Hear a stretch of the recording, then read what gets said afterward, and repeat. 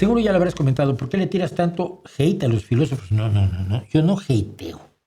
El hate son las ganas de humillar, despreciar y hacer menos el trabajo de alguien, un trabajo que vale la pena, ¿no? Hate es decir que The Warning no tiene ninguna aportación al rock, cuando cualquier persona te puede decir que tiene aportaciones al rock, aunque a esa persona no le guste, simplemente si sabe un poco de música, dice aquí hay algo evidentemente novedoso. Yo no tiro hate. Yo lo que hago es señalar que la filosofía es una actividad que no tiene ningún sentido en nuestros tiempos. Punto.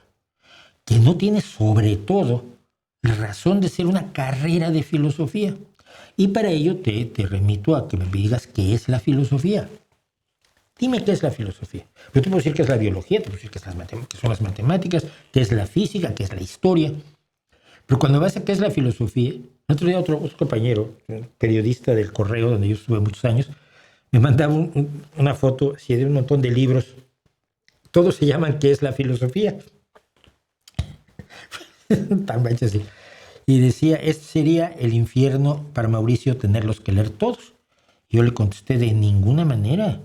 Julio, yo no tengo nada en contra de la literatura humorística. La comedia me gusta mucho. Porque nadie te puede decir qué es la filosofía. Sabemos lo que era.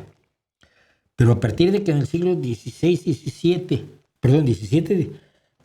XVIII, la ciencia empieza a encontrar las respuestas que la filosofía buscó sin encontrarlas jamás, pues era para que todos los filósofos dijeran, vale, me voy a dedicar a la ciencia. Pero muchos dijeron, no, yo sigo haciendo lo mismo que no sirvió durante 2000 años y lo voy a seguir haciendo otros 250 años porque es muy cómodo, ¿no? No, como dice Fito, pues Fito él está en su cubículo investigando filosofía, se mandó a hacer un jacuzzi en el cubículo, ¿no? Puede ver los partidos del Real Madrid, pues, madridista, además, pobrecillo. Y está investigando filosofía, porque investigar filosofía es hacer.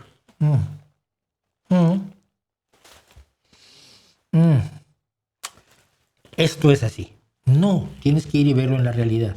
Entonces, ese es mi problema con la filosofía, es que lo hallo una disciplina inservible, que no ha resuelto ninguna de las preguntas que supuestamente se propone. Y yo tenía por aquí, fíjate, me hacen hacer esto, me obligan.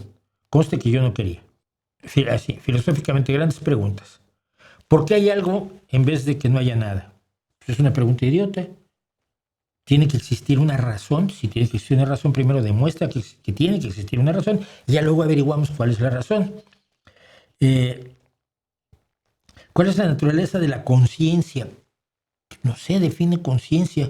Pero quien va a determinar cuál es la naturaleza de la conciencia, tiendo a creer que van a ser más las neurociencias que los filósofos y sus cubículos. ¿Qué es el conocimiento y cómo se adquiere? Mira, no lo sabe la filosofía, pero sí lo sabe la ciencia. El conocimiento son los modelos que se acercan lo suficiente a la realidad como para permitirnos manipularla. Y no es solo conocimiento científico, mis conocimientos de guitarra son modelos que me permiten aproximarme a tocar las canciones como deben ser tocadas, por decir algo. ¿Qué es la verdad? Pues ¿cómo la defines tú? Son preguntas que nunca ha dado respuestas la filosofía. Si no da respuestas, las tenemos que buscar en otro lado. Y donde las hemos ido encontrando es en la ciencia o en otras actividades que no tienen nada que ver ni con la filosofía, ni con la ciencia, el arte, la literatura. Yo siento que muchas veces los escritores especulan mejor sobre la realidad que los filósofos, primero que nada porque no afirman haber encontrado conocimiento o verdad, sino que simplemente te presentan sus especulaciones a través de una narrativa determinada, de cuentos, de novelas, de poemas. Pero no no son lo que en México llamamos tiranetas, ¿no? Que te vienen a decir la verdad, a tirar la neta. La neta es la verdad del mexicano. Y los filósofos son tiranetas. Y entonces dices tú, bueno, pero a ver, ¿cuál es la mejor organización económica? No, el comunismo, porque no, mejor el anarquismo, no, mejor el capitalismo. No sé, mira, ¿cuál funciona mejor? Vamos a hacer el experimento, vamos a ver qué ha ocurrido históricamente, vamos a los hechos y a los datos. Ah, no, estoy en mi cubículo pensando, bueno, igual leo a Hegel y converso sobre Hegel. No sé, yo empecé con esto un poco como juego hace 10 años. Y al paso del tiempo me he dado cuenta que tenía yo toda la razón del mundo y es muy grave. ¿La filosofía puede hacer daño como la religión? Pregúntame, a ver. Gentile fue el filósofo del fascismo. ¿El fascismo puede hacer daño? Sí. Heidegger y otros, muchos. No me sé los nombres, fíjate. Los he estudiado muchas veces y nunca me aprendo los nombres de los filósofos nazis porque me dan asco. Pero muchos filósofos filosofaron para sustentar las propuestas de Adolf Hitler, ¿no? La idea de Carlos Marx de que por fuerza el cambio social tenía que realizarse por la vía de las armas, y lo dice en la última página del Manifiesto Comunista, pues, hombre, algún daño se ha hecho, ¿no? Independientemente de que Marx no tuviera la culpa ni del Holodomor de Stalin, ni del gran salto adelante de Mao. Pero sí, su ideología y su idea de que todo esto solo se puede hacer por las armas, solo se puede cambiar la sociedad por la vía de las armas, y no por la vía de la democracia, no por la vía del reformismo que defendemos algunos, pues sí, hizo daños. Dice Cristian Valenzuela que en el CCH Vallejo mi profe de filosofía definió a la misma como el mejor de los bienestares. Sí, vive sin trabajar, oye. Eso me parecía muy mamerto, han pasado 20 años y me lo sigue pareciendo, pero era muy sincero, ¿no? Una vez que estás allí ya no tienes la obligación de enseñar filosofía bien. ¿Cómo se enseña filosofía bien? Pues nadie sabe, ¿no?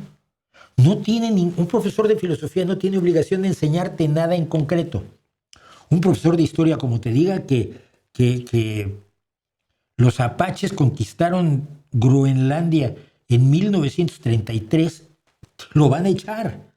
Al profe de matemáticas que te enseña que 2 por 4 son pastel de fresa, lo van a echar. Al profe de biología que te enseñe que las plantas son una variedad de pez, lo van a echar.